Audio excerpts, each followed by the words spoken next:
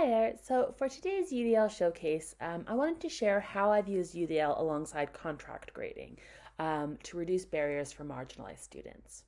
So I teach Communications 1110, which is a pathway business communication course.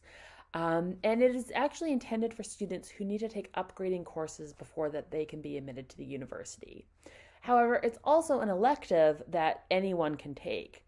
So when I started teaching this course, I was troubled by the fact that, a fourth year student from a writing intensive major who's a confident, experienced writer could get an easy A using the skills that they'd gained elsewhere.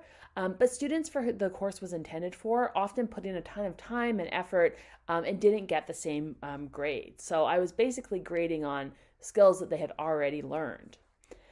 And so I've tried to address this in a couple ways using UDL and also using contract grading.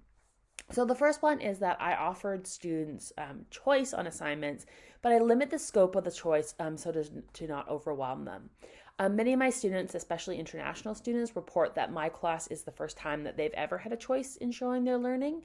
So I wanted to deploy choice strategically.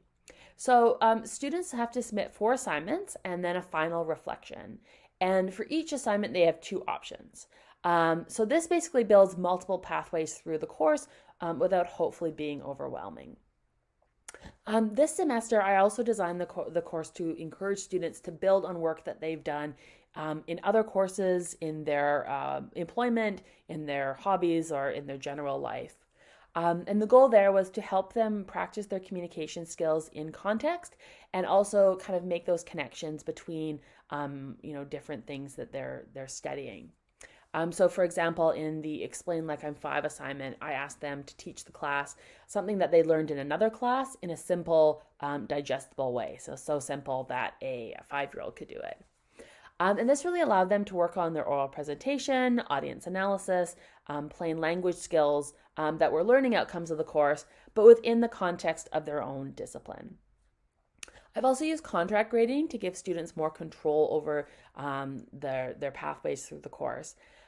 So this course is entirely effort-based. To get a B, they have to complete at least 10 lessons, which were mostly asynchronous modules that gave students small chunks of information at a time and then had them reflect on them.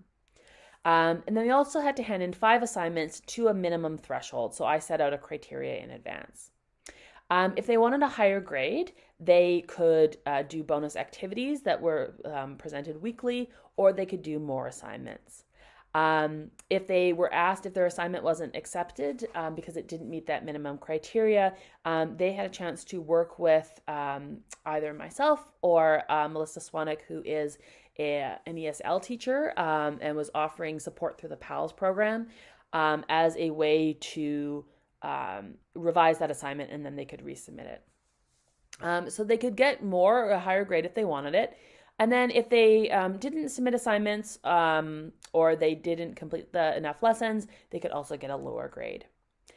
And so this was great because it really allowed for multiple motivations. So some students who were taking this class as an elective and were also taking, 5 other classes and working, chose to just go for that B because, they wanted to put in that level of work. And then some students really chose to aim for that A+.